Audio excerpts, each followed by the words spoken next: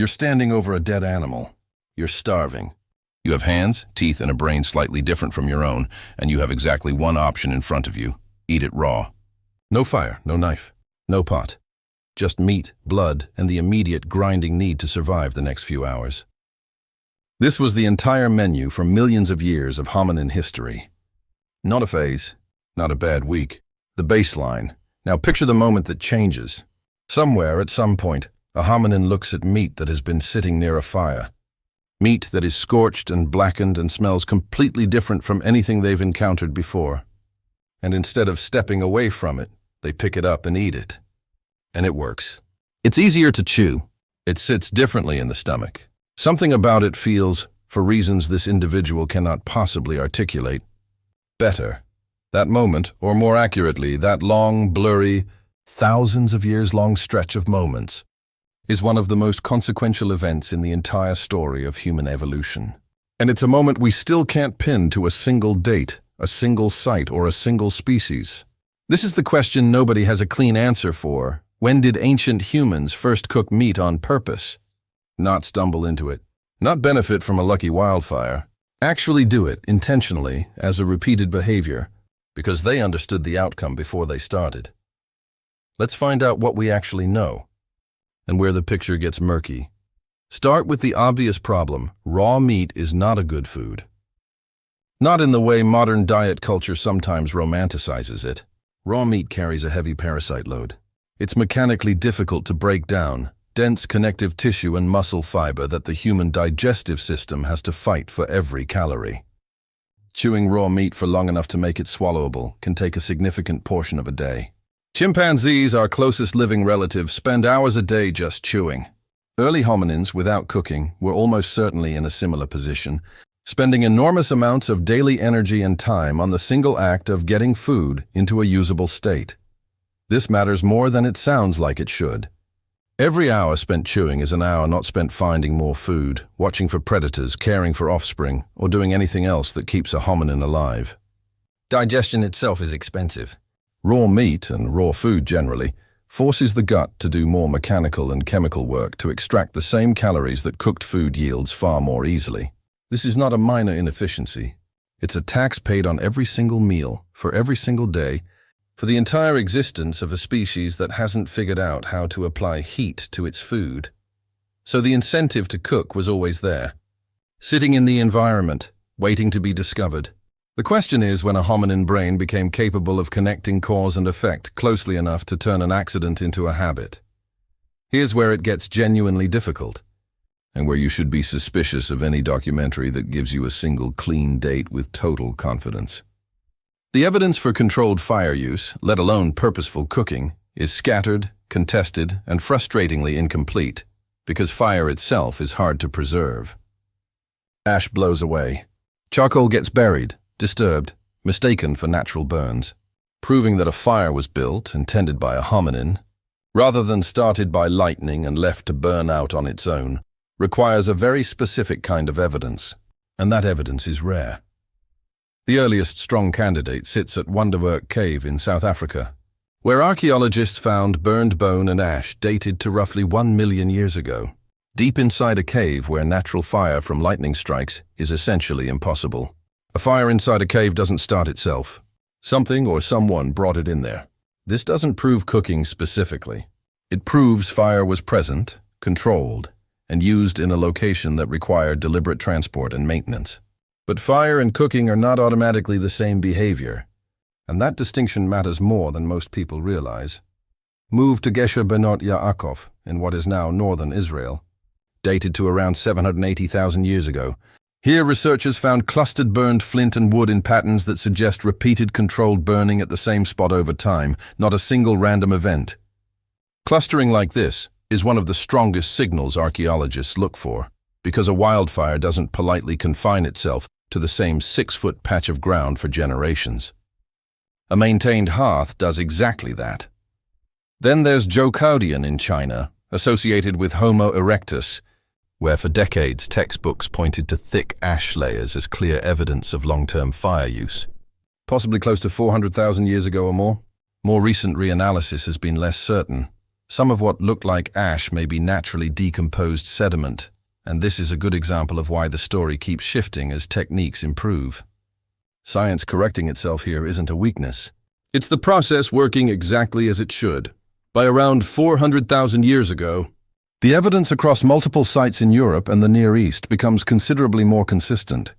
Hearths burned animal bone concentrated around those hearths, and tools clustered nearby in a pattern that looks a lot less like coincidence and a lot more like a campsite.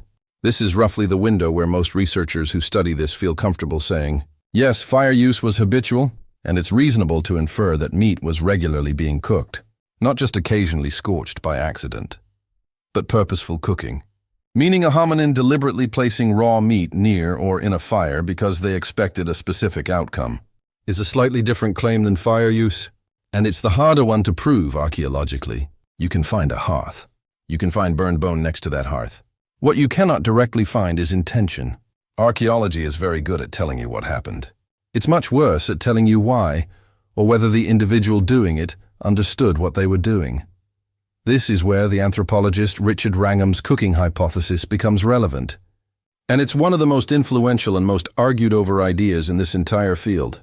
Wrangham proposed that cooking wasn't a late addition to human evolution, something that happened after our brains and bodies had already taken their modern shape. He argued it was a cause of that shape. Specifically, he pointed to Homo erectus, appearing around 1.9 million years ago, as the species where the anatomical evidence starts looking like a species already adapted to eating cooked food. Smaller teeth than earlier hominins. A smaller gut, visible in the narrower rib cage inferred from fossil skeletons. A gut that size is expensive to maintain and metabolically demanding to run, and shrinking it only makes evolutionary sense if the food being processed through it has gotten easier to digest. At the same time, brain size in Homo erectus increases substantially compared to earlier hominins, and the brain is one of the most metabolically expensive organs in the entire body.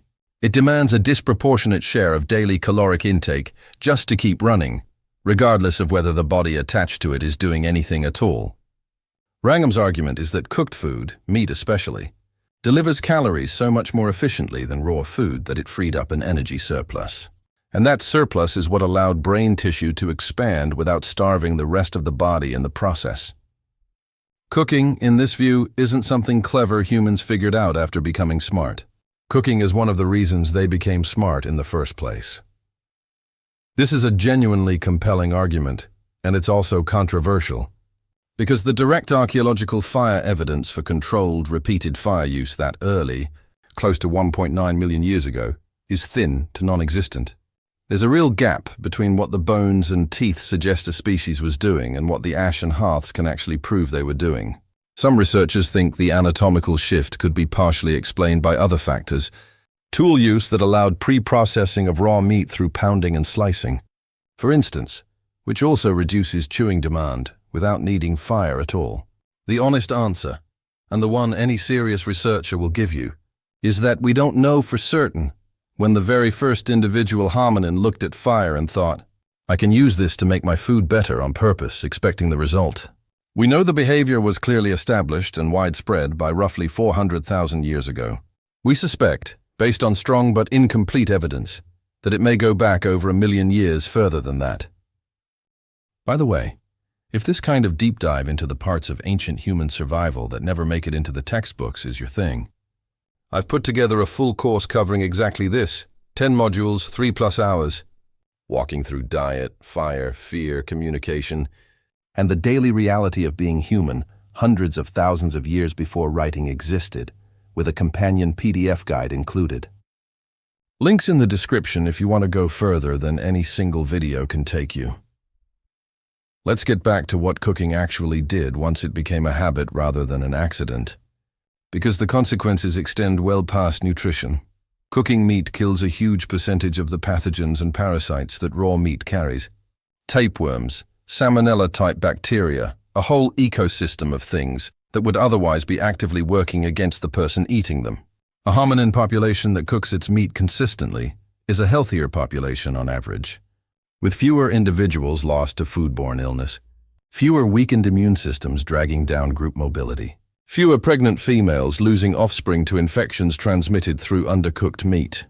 This kind of advantage doesn't show up dramatically in a single generation. It compounds, generation after generation, in the form of a population that's marginally more resilient than the one next to it that hasn't figured out the same trick. Cooking also changes the social structure around food in a way that's easy to overlook. Raw meat can be eaten on the move, torn off and consumed the moment it's obtained. Cooked meat requires a fire, and a fire requires a fixed location, and a fixed location requires people to gather at that location and wait. This is very likely one of the earliest forces pulling hominin groups into something resembling a shared mealtime, a specific place and moment where the group is physically together, not spread out foraging individually. Anthropologists studying the origins of complex social behavior in hominins point to the campfire as one of the first true social hubs our ancestors ever had, a location that demanded patience, cooperation over who ate what and when, and almost certainly some of the earliest forms of extended vocal communication. Because sitting around a fire waiting for meat to cook is exactly the kind of unstructured downtime that invites talking. There's also a division of labor question buried in here. Tending a fire while meat cooks is a task. Someone has to do it, has to stay near the flame, has to make sure it doesn't die out or get out of control, while others might be doing something else entirely, gathering more wood, watching for predators, caring for the young. This is early evidence, indirect but persuasive, of task specialization inside hominin groups, long before anything like formal social roles existed in the way we'd recognize them. And then there's the taste and craving question, which sounds almost too modern to apply to a species that predates language, but the evidence suggests otherwise. Cooking triggers the Maillard reaction, the same chemical process responsible for the flavor of a seared steak or roasted coffee today, producing aromatic compounds that raw meat simply does not have. There's a reasonable argument that hominins weren't just choosing cooked meat because it was easier to chew and less likely to make them sick. They were choosing it because it tasted better, and a food source that is simultaneously easier to digest, safer, and more rewarding to eat is about as strong an evolutionary pull as biology ever produces. Once a population discovers something that checks all three boxes at once, abandoning it again is essentially unthinkable.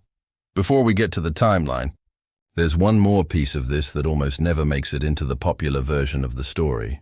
What happens when modern researchers actually try to test the raw food question directly, instead of just inferring it from fossils and ash layers?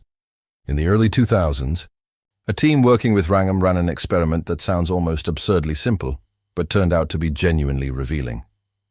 They fed pythons, an animal that, like humans, digests meat through a gut rather than fermenting plants like a cow. One of two versions of the same meal, raw meat or cooked meat, whole and unprocessed either way. The pythons digesting cooked meat spent measurably less metabolic energy processing that meal than the ones eating it raw.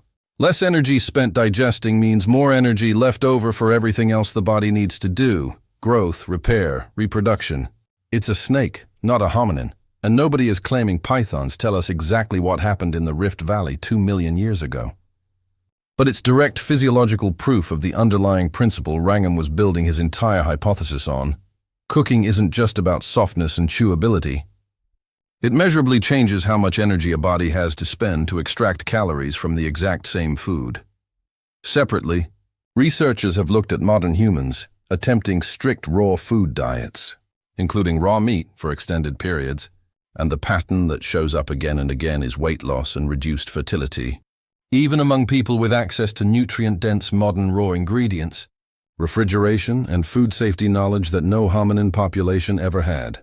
If a modern human, eating clean, parasite-free, professionally sourced raw meat, with a fully modern digestive tract, already partially optimized by hundreds of thousands of years of cooked food evolution, still struggles to maintain body weight on a raw diet, it tells you something important about how large a gap cooking actually closes.